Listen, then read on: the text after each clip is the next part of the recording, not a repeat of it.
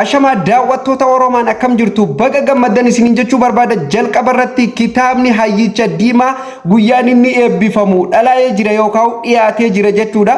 Biyyoota hunda keessatti guyyaan inni eebbifamullee ifa tahee jira. Congratulations isiniin jechuu barbaada.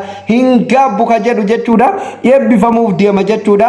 Akkuma biyyoota adda addaa irratti sagantaan qabamee jira jechuudha. Daawwattoota kiyya hundaayyuu kan isiniif qoodu ta'a jechuudha. Kitaabni Hayyicha Diimaa osoma mortuu kan horu ni hora akkuma jedhan jechuudha.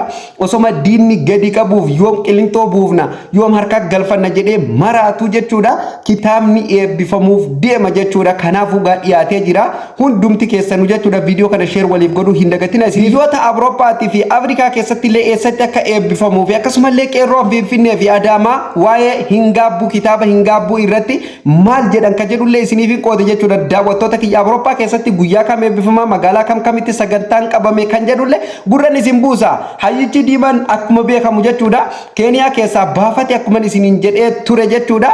Viidiyoo irratti akkuma muddee guyyaa 26 yookaan muddee guyyaa 27 guyyaa 28 guyyaa 29 guyyaan kun hundi guyyaa eebbaati. Eessatti kan jedhu isiniif hin qoode jechuudha daawwattoota kiyya. Kanaafuu gaa Hayyichi Diimaan jechuudha leencichi kitaaba ofii eebbisuuf deema jechuudha. Dhugaa hedduu oduu nama gammachiisuudha. Baga irra deebiin gara chaanaala Oromaan dhuftan namoonni haaraa dhuftan chaanaala keenyaaf namoonni haaraa taatan oduulee waqtaawaa fi akkasumallee haala yeroo irratti hundaa'e guyyaa guyyaan argatuuf chaanaala Oromaan subscribe godhadha. Akkasumallee viidiyoo laayikii godhuu hin dagatina. Yaada viidiyoo irraa isinitti mul'ate sanduuqa komentii keessatti nuuf barreessuu hin dagatina. Egaan daawwattoota keenya kabajamoo eebbi kitaaba hin gaabbu Hayyicha Diimaan barreeffame kan Awurooppaa keessatti eebbifamu jechuudha. Guyyaa isa isiniif hima jechuudha. Akkasumallee qeerroon biyyaa maal akka jedhaa jirtullee jechuudha. Isallee gurran isin buusa jechuudha. Jalqaba irratti jechuudha kan carraa argate jechuudha. Qeerroo Jarmaniiti jechuudha. Jarmanii ijoollee Jarmanii jirtan akka irraa hin hafne guyyaan achitti inni argamu Hayyichi Diimaan isin biratti argamu jechuudha. Deesembarii guyyaa 26 kan achitti argamu jechuudha 2024 jechuudha. Ji'a amma keessa jirru kana jechuudha daawwattoota kiyya akka irraa hin hafne qeerroon Jarmanii carraa qabdan jechuudha. Tokkoffaa irratti argatanii akkuma inni kana dura jedhe qeerroon Jarman carraa guddaa qabdan jechuudha. Carraa kitaaba hin gaabbu kan tokkoffaa eebbi kitaaba hin gaabbu isin biratti ta'a carraa qabdanii jechuudha. Lammaffaa irratti akkasumallee guyyaa itti aanuun Niizerlaandii deema jechuudha. Niizerlaandilleen Deesembarii guyyaa 28 jechuudha daawwattoota kiyya itti aanee jechuudha. Faransaayidha jechuudha. Qeerroon Faransaayii guyyaa 29 jechuudha. Deesembar guyyaa 29 akka irraa hin hafne kitaabni Hayyicha Diimaa hin gaabbu achitti eebbifama jechuudha. Qeerroon Faransaayii Deesembar guyyaa 29 2024 akka irraa hin hafne isiniin jechuu barbaanna jechuudha daawwattoota kiyya. Akkasumallee jechuudha Joonarii guyyaa 4ti jechuudha. Mallee Norway kan deemu jechuudha. Joonarii guyyaa 4 jechuudha. Biyya Norwayiti jechuudha. Qeerroon Norway jirtan jechuudha. Baadiyyaa magaalaa kan jirtan akka irraa hin hafne jechuudha galma biyyattii irraa. Akkasumallee jechuudha daawwattoota akkasumallee xumurri isaa qeerroo UK'ti jechuudha. Qeerroo UK irratti xumurama jechuudha. Kanaafuu qeerroo UK Joonarii guyyaa 5 obsaan eeggadha jechuudha. Akka irraa hin hafne jechuudha warreen UK keessa jirtan jechuudha. Joonarii guyyaa 5ti jechuudha. Egaa warreen Norway jirtanii fi UK jirtan warra kaan irra adda jechuudha. Sababnis bara haaraa keessa jechuudha. Bara haaraa ji'a haaraa waggaa haaraa keessa jechuudha kan isin biratti eebbifamu jechuudha. Bara haaraa bara dullacha sanachi darbisiiftanii jechuudha isin carraa qabda. Warri kun bara dullacha waliin dabarsee jira isin immoo bara haaraa waliin eebbiftan jechuudha.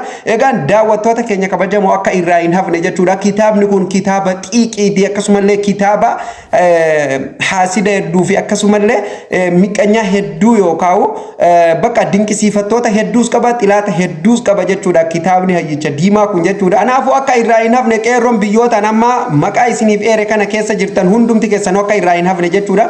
Dhuma irratti qeerroon biyyaa maal jedhaa deemaa jirti maaliif kitaabni obbo Jawaar Muhammad biyya keessatti nuuf hin eebbifamne jedhanii falmii ajaa'ibaa kaasuu deeman jechuudha daawwattoota kiyya keessa waan nu dhaqqabeedha keessafuu barattoonni Finfinnee keessa jiraatan maaliif galma barkumeetti nuuf hin eebbifamne kitaabni hayyuu Jawaar Muhammad jedhanii bakka lafa jalaan jechuudha ajaa'ibatti dubbiitti jiranii jedhanii numa beesisni ba'uuf deemaa jedhan jechuudha maaliif qeerroon falmaa kaasuuf jechuudha falmaa akkam maaliif kitaabni hayyuu obbo Jawaar Muhammad galma barkumee keessatti nuuf hin eebbifamne biyya keessatti maaliif hin eebbifamne kan jedhu falmaa kaasuuf deemanii jedhanii gaa hin beekne gaa kana dhugaa ta'e soba ta'e hin beekne gaa waan dhufu taa'u jechuudha daawwattoota kiyyaa wanni feetellee yoo dhufte walumaan kan ilaallu ta'a walumaan kan arginu ta'a jechuudha kuni waan keessoo nu dhaqqabe jechuudha egaan daawwattootaaf kabajamtoota hayyichi diiman osoma ka qabu gadi qabuuf cinqamu osoma gamaa gamanaa dhagaa walitti darbatanu jechuudha kitaabni isaa wanni gizee takka seenaa ta'ee lafa taa'e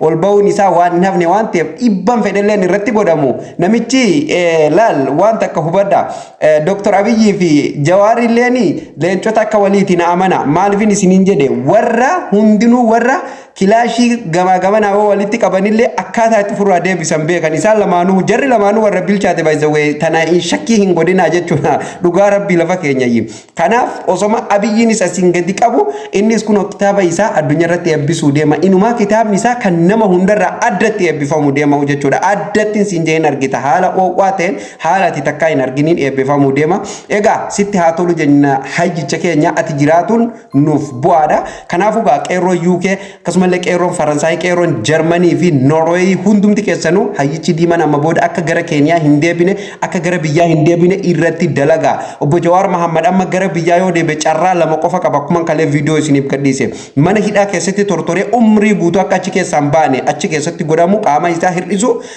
lubbuu isaa balleessu carraa kanaan ala waan biraa hin qabu jechuudha kanaafuu qeerroon Awurooppaa keessa jirtan obbo Jawaar Muhammad akka gara biyyaa hin deebine akka obbo Baqqalaa Garbaa irratti dalagamee achitti hambisanitti akka obbo Jawaar Muhammad gara biyyaa hin deebine achi keessatti hambisuu qabdan jechuudha ani duuti kiyyaayyuu jira kiyya dhiisi du'aan kiyyaa Oromiyaa keessaa nan ba'uu jedhee Jawaar Muhammad jedhee namni saniin doorsisu yookaan saniin mataa dhukkubsuu barbaadu san Oromoo waa tokko hin fiddu waa tokko gaaf inni mana hidhaa jiruyyuu biraa gugattee manatti galte gumaa Hacaaluu Hundeessaa nu baaste eenyu gumaa Hacaaluu Hundeessaa gaafate Hacaaluu Hundeessaa maaliin akka du'e eenyu namni qorate jira deeme naaf du'ii malee jechuudha maaliif du'a namni jedhu hin jiru jechuudha Jawaar Muhammad taa'uun nuuf bu'aadha guyyaa tokko gaafa jabaatte saba keenyaaf sagalee ta'a gaafa jabaatte rakkoo saba keenyaa addunyaaf poostii godha addunyaaf hima addunyaaf saaxila jechuudha kanaafuu hamma inni jiru diinni nutti roorrisu jechuudha haa nu taa'u Jawaar kalee qabsaa'ee waan darbeen dabar ammallee hojiitti jira hojii jabduutti jira kalees hojii jabduu hojjetaa ture